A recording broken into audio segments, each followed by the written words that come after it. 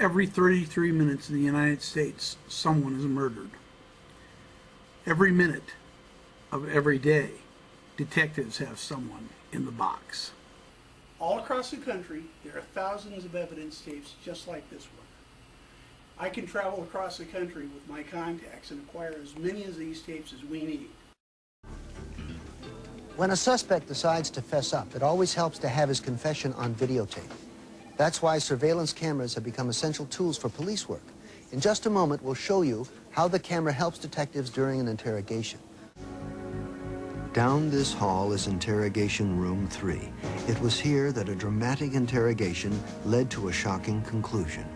It was all captured on a microphone hidden in the wall socket and a camera hidden behind this speaker grill.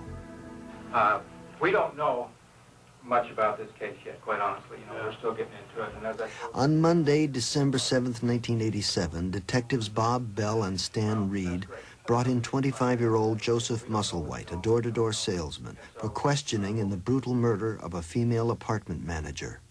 I explained to him that all we were doing was eliminating him as a possible suspect, that we had a composite done, it had been put out. Several anonymous people had called and said that he looked like the composite. If I showed you a map book, could you pinpoint where you might have gone on that day? Yeah. We'll grab one.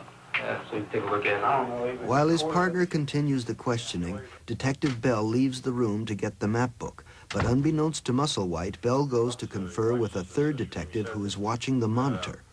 By videotaping the interrogation, vital information such as the suspect's body language will be gained.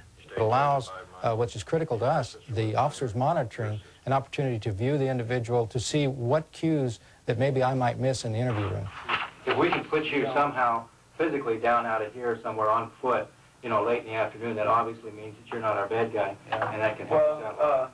Can you think of anything that might help us in that regard? If you view the videotape, you see that he starts out somewhat open and not defensive. However, when you start asking the hot questions, the hard ones, you'll notice them to start to clam up, and he did that. You're certain you weren't in that apartment complex, is that right? I haven't been in no apartment complexes. I don't go in. Why would I go into an apartment complex? Think real carefully, Joe. Are you lying about it from the get-go here? Only it says that I'm not lying. You're responsible for this. What makes you think I'm lying? Physical evidence. That physical evidence came during a break in the interrogation. Musselwhite's fingerprints had come back from the lab. There was a definite match. He could now be placed at the scene of the crime. Being in a complex don't make you a murderer. Being a liar makes us suspicious. You see what I'm saying? All we're asking you to do is tell us the truth. If you're in there pitching the lady and bull about renting apartments, hey, that's fine with us. We don't care. Yeah. It took 2 hours, but finally a breakthrough. Musselwhite admitted to being in the apartment where the woman was murdered. Now, did the lady show you an apartment while you were there? Just be truthful with us. Yeah, she Okay, did. now we're getting somewhere. So, I mean, we knew you were there. I mean, we have your fingerprints, okay? What are y'all talking about? Well, we're talking about fingerprints. I need you to tell me how they got there. The detectives knew they were getting close. They decided it was time to use the classic technique, good cop, bad cop. On the lady's neck. I think it was a cold-blooded robbery murder. I don't think this guy could do it. I think you just went in there and you purposely took her in there. Oh, man. You did it. Don't get out. I mean, he's telling us the truth, I think. I'm not. I got to stand up for a little while, though. I'll let you sit here, Stan, if you want to. Okay, well. Hey, look. Okay, so where did you touch her at? Because I don't want to get too close to him, Never mind him. Just talk to me. If you talk to me, regardless of whether you confess or not, I'm going to find out something.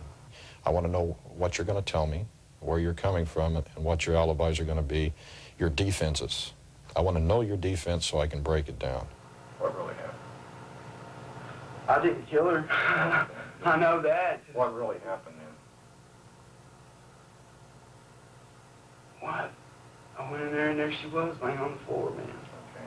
Finally, Musselwhite admitted he had found the dead woman's body. Now the detectives pushed for more. Maybe you're conscious, Joe. Musselwhite didn't kill somebody. Could your subconscious have done it? I didn't kill nobody. If you continue to deny, you're only going to go down. I don't know, man, but I didn't kill nobody. I think you do know. never have I received a confession from somebody who's killed somebody from across the room. It's almost like pillow talk. And you have to go into that personal zone within 2 feet in order to get people to try to trust you and feel close to you. I know you don't want to think you killed anybody, but if there's a reason for it, we need to get to the bottom of it. We need to start helping you. Okay. I didn't kill nobody That you know of. that I know of. Could you have done Now the detectives have Musselwhite at the brink of confessing. Listen very carefully to what happens next. What tripped you off? No, you just don't start, you start not thinking straight. When you don't get enough sleep. You don't eat right. Sit down, let it out. Why did it, man? I don't even remember doing it. Come on, Joe, you remember killing her. I freaked out and killed that lady. When someone confesses to a murder to you, there's no way to divorce yourself from the fact that what this person's about to tell you may put him on death row. It's difficult to forget. Time's 18:31. It took 3.5 hours for Joseph Musselwhite to finally admit that he did in fact kill Norma Painter. A jury found him guilty of murder, and he's now awaiting execution on San Quentin's death row.